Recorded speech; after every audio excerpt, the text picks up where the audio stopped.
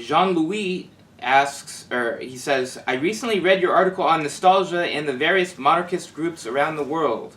Are there any groups that are similar here in Canada that advocate for a royal and Catholic society? Good question. There have been, but you see the problem, well, there's two different things going on at once. And for those of you who are not Canadian, I have to explain a little bit about Canada. It was, in a sense, a partnership between two founding peoples. The French Canadians, who had been conquered by the English in 1759, but who had been confirmed in their freedom, religion, and laws and language by King George III with the Quebec Act, which, as we've said before in this place, was denounced in the Declaration of Independence. Yeah. One of the reasons for the Revolution.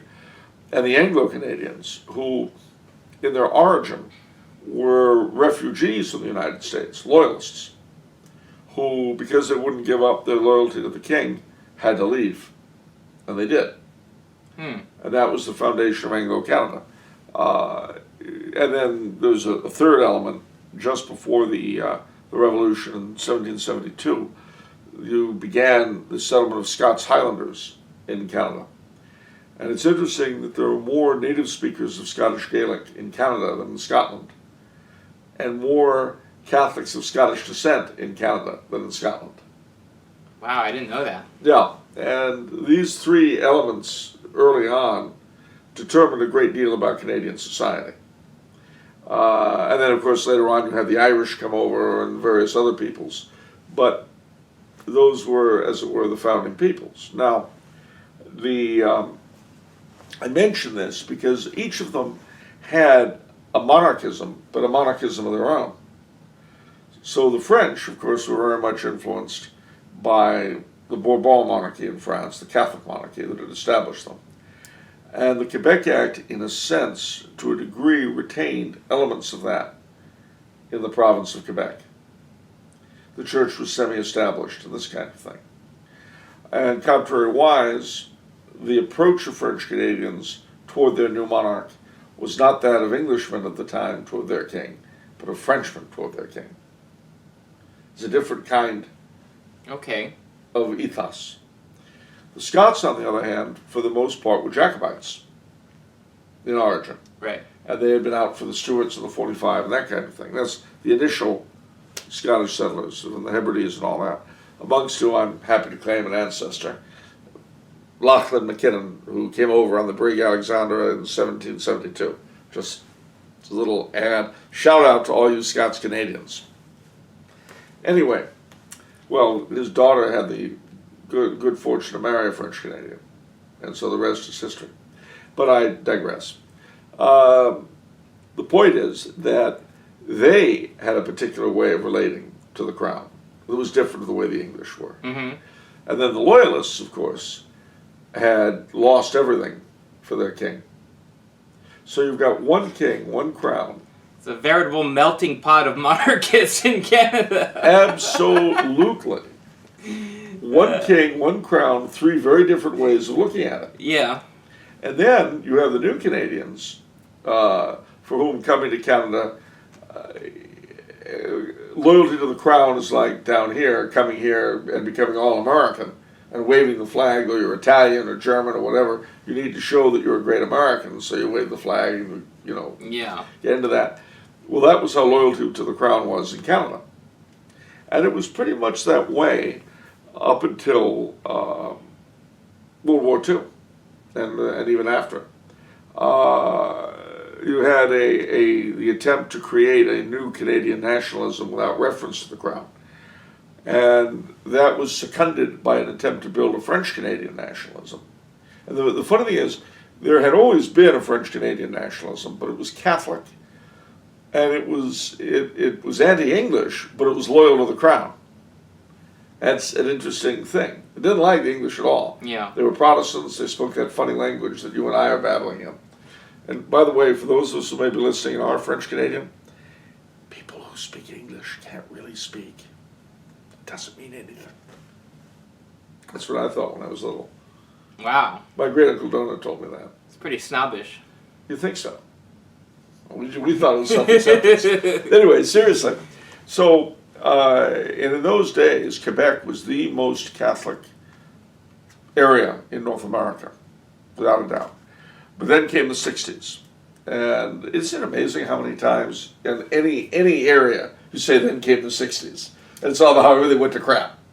Well, in Quebec, you had what was called the Quiet Revolution, the Révolution Tranquille. And very swiftly, in the wake of Vatican II, and part of it was because our clergy was so bad, everything collapsed, including the birth rate, which is why from that time on, French-Canadian nationalism became very secular, very anti-Anglo in a way it had not been before.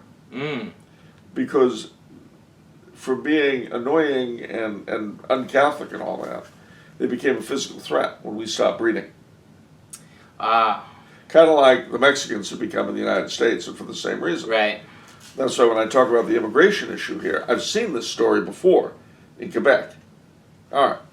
So, there's something similar happened with the Anglo-Canadians in the Quiet Revolution, and that is that their identity was, shall we say, severely compromised. And it's odd because ultimately the deal between the first Canadian nations, the English, the French, and as I say to a degree the Scots, was that despite their differences, they didn't want to be Americans. That was the uniting principle? That was the uniting principle. And to a great degree, it remains Canada's biggest principle. Well, we're not Americans. And that, it's a different way of being North American. But there's also a very great philosophical underpinning to it. Because Canada was conservative in a way the United States simply were not. You heard me say before that what we call, in the United States, we call liberals, the Latin Americans and the Europeans call socialist. What we call conservative, they call liberal. What they call conservative, we don't have. Well, it's true, we don't. But they do in Canada. Okay. They have real, or had anyway to a great degree, real ideological conservatives in the European and Latin American sense. Amongst the Anglos, these people were called various things, but Red Tory is the name that comes to mind, as opposed to the Blue Tories who want to be like American conservatives, i.e. liberals. Yeah, okay. And then they had their own liberals as well who wanted to be disgusting, like, what's his name? The current Prime Minister. Justin Bieber Trudeau, yeah. Justin Bieber Trudeau, that was a hyphenated name. Anyway, I give you all this background so that what I'm going to say now will make sense. So in Canada, you had this terrible, on all sides, deracinization in different ways of both the French and the English. They lost touch, really, with who they are. So your question really is there anybody in Quebec or in Canada as a whole who wants to rebuild what was wrecked within the context of remaining institutions and all that? The answer is a few, a little bit, more than there were 10 or 20 years ago. There's a movement for Quebecois tradition. There's a journal called Égard. There are the social creditists in Rougemont, Quebec. These are all very much, there was I think it's defunct now, but there was a Quebec Christian Democratic Party and every now and then people try to revive the old Union Nationale. So there are bits and pieces around Quebec that want to bring back what was. In the rest of Canada, you still have intellectuals and philosophers who look to people like George Grant and John Farthing. Those are names you don't know, but look them up if you don't know them.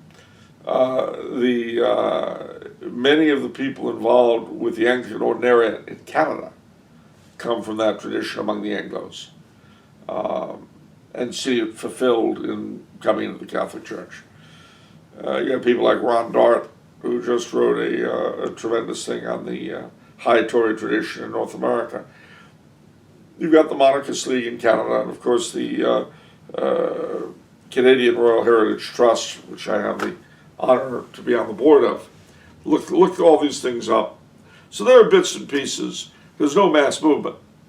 But, the country elected Justin Bieber Trudeau, so what are you going to do? Okay. A similar question, there might be a little bit of overlap, from Mark Murphy. What would your advice be for the Canadian Catholic monarchist?